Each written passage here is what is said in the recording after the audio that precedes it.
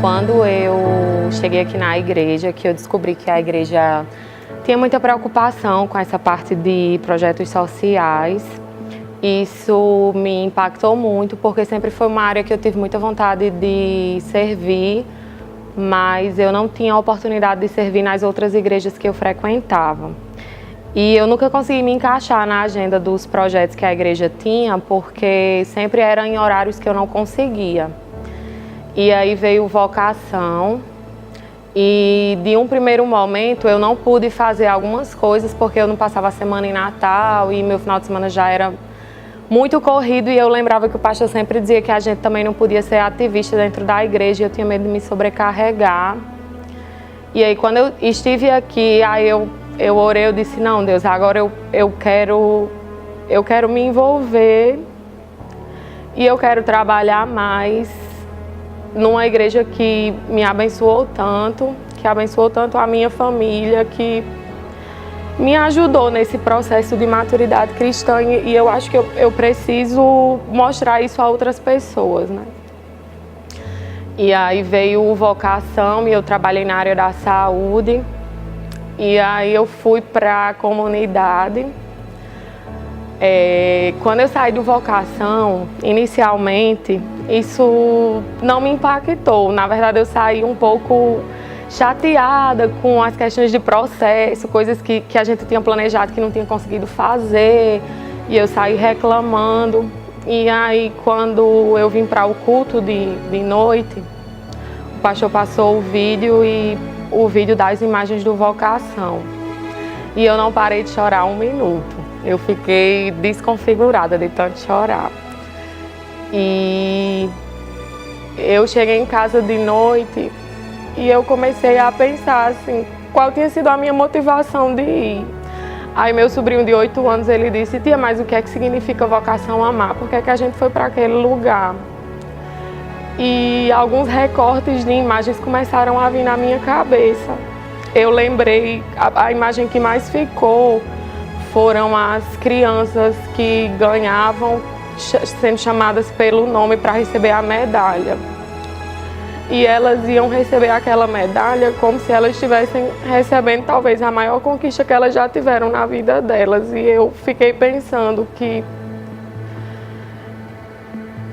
eu valorizava tão pouco as minhas conquistas e que talvez para aquela criança aquilo tivesse sido o que ela tivesse tido de maior de oportunidade. Aí eu falei assim para João Pedro, né, que existiam muitas pessoas que socialmente elas foram marcadas e elas se sentiam muito esquecidas e não valia a pena eu ficar dentro das 4 paredes aqui da igreja, sentindo o amor de Deus, se nas 4 paredes do mundo esse amor era guardado para mim. E que a gente precisava transmitir isso para as pessoas de alguma forma.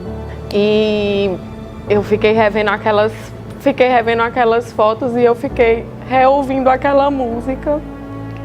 E eu lembrava muito dessa frase, né? Pai, faz com que eu seja mais parecido contigo. E quando o pastor veio falar aqui de toalha e bacia,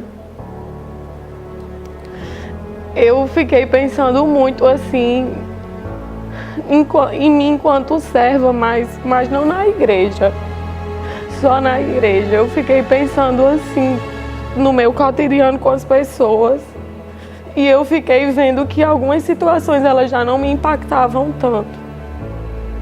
E eu fiquei me perguntando se eu guardava aquele amor todinho nas paredes da igreja, nas paredes do meu coração.